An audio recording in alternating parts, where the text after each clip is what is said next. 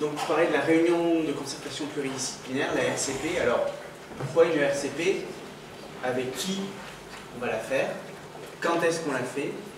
Comment on la fait? Et quelques chiffres. Donc, vous voyez, ça sera une présentation assez recettes de cuisine, mais j'aime bien les recettes de cuisine parce que c'est simple et généralement, j'arrive à finir mon plat. Alors, pourquoi une réunion de concertation pluridisciplinaire?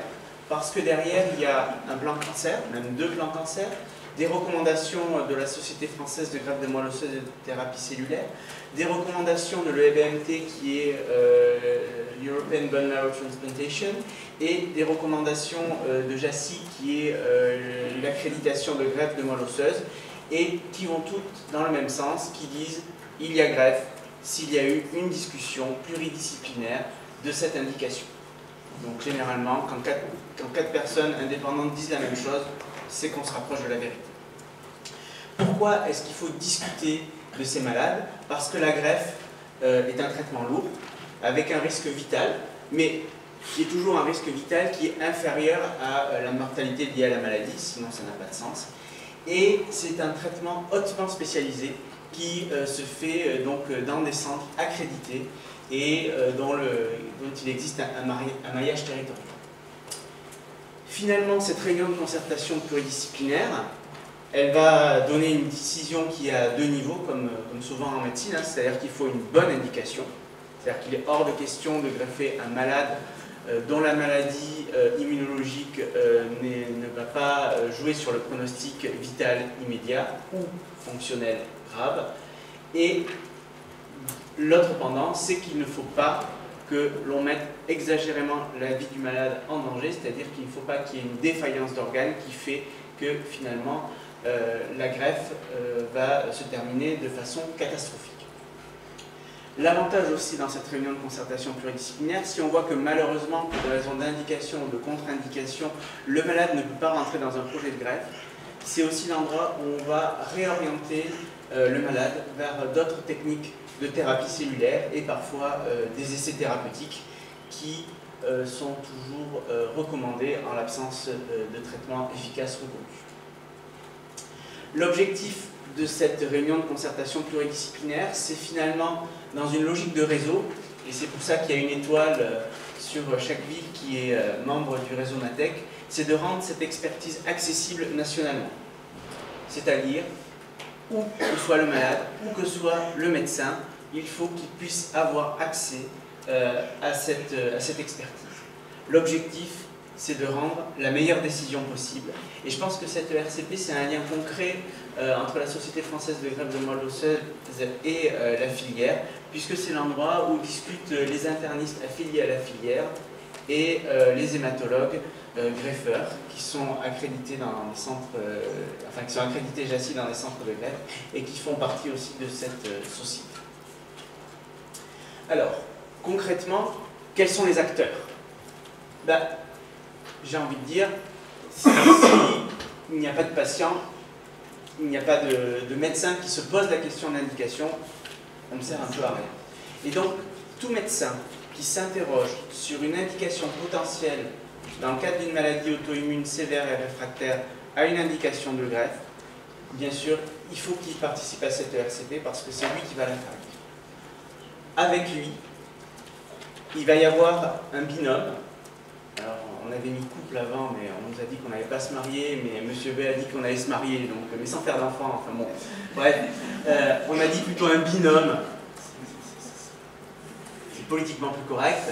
Un binôme du spécialiste de la maladie auto-immune initiale, c'est-à-dire si vous avez une sclérodermie, un interniste, si vous avez une sclérose en plaques, un neurologue, si vous avez une PIDC, un neurologue, etc. etc. Et l'hématologue greffeur qui, comme je vous dis, est accrédité et dont finalement faire la greffe, c'est le métier. Quand est-ce que ça a lieu? Ça a lieu le 1er et 3e mercredi de chaque mois, qu'il pleuve, qu'il neige, qu'il vente. C'est à 14h30, ça laisse le temps au médecin de finir la visite et peut-être d'avaler un sandwich. Et si vous êtes comme moi et que vous avez des problèmes d'agenda, sachez que vous pouvez retrouver toutes les dates sur le site Matec, matec.com, alors avec un petit tiret, j'insiste, sinon vous vous retrouverez ailleurs. Et vous trouver en libre accès ces dates et heures de RCP. Comment y participer? Eh bien, comme partout, il y a une fiche à remplir. Vous pouvez la télécharger librement sur le site Matec. Et cette fiche, c'est une fiche générique pour les maladies auto-immunes en général et il y a pour prévision de décliner certaines spécificités. Comment ça se passe? Le médecin a rempli sa fiche, il l'a renvoyée, vous avez l'adresse sur le site internet, à Pascal Godard qui va diffuser cette fiche à l'ensemble des membres de la RCP et à 14h30, on prend notre téléphone, on demande la téléconférence et c'est parti et on discute.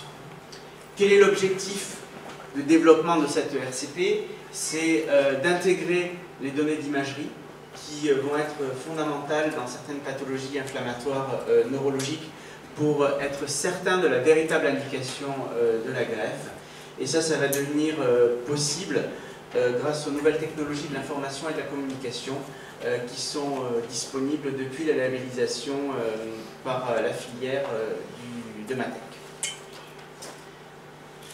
En termes de chiffres, cette RCP, elle est créée depuis 2008, donc c'est peut-être une des plus vieilles RCP nationales de maladies auto-immunes, avec des statistiques qui existent depuis 2012, parce que vous savez, malheureusement ou heureusement, on a un petit côté latin en France, donc on a du mal à faire des statistiques tout de suite, et après on s'en mord les doigts. Quelques chiffres simples, en 2016, on avait 11 RCP, 42 présentations pour 32 malades, donc vous avez des malades qui ont été présentés plusieurs fois parce que les dossiers étaient généralement incomplets, et l'indication a été retenue dans environ 33% des cas. Et je trouve ce chiffre très intéressant, c'est vraiment pour dire qu'on est là pour sélectionner des malades éligibles. On n'est pas là pour poser des indications pousse au crime pour faire de l'activité. L'objectif, c'est vraiment de sélectionner le malade pour qu'il tire un meilleur parti de la greffe. En 2018, Matec a décidé de faire un effort, de devenir encore plus disponible et de passer à 22 RCP par an, c'est-à-dire de doubler le nombre de RCP, c'est-à-dire de doubler le nombre de chances de pouvoir rejoindre cette RCP. Quand on s'intéresse aux différentes pathologies qui sont présentées, c'est la sclérodermie qui tient le haut du panier, mais derrière il y a quand même la sclérose en plaques, hein, c'est 15% des présentations. Et derrière on a la maladie de Crohn, 5%, et après on a une kyrielle de maladies auto-immunes, dermato-polymyosite, polymyosite, PTI, etc. Donc il y a vraiment beaucoup de maladies qui sont présentées, mais je redis bien que ce n'est pas parce qu'une maladie est présentée que l'indication est validée. En conclusion, je dirais que c'est un outil formidable qui est à la fois au service des malades et des médecins. C'est pour avoir accès nationalement à une expertise internationale, puisque dans le réseau Matec, nous avons des experts internationaux.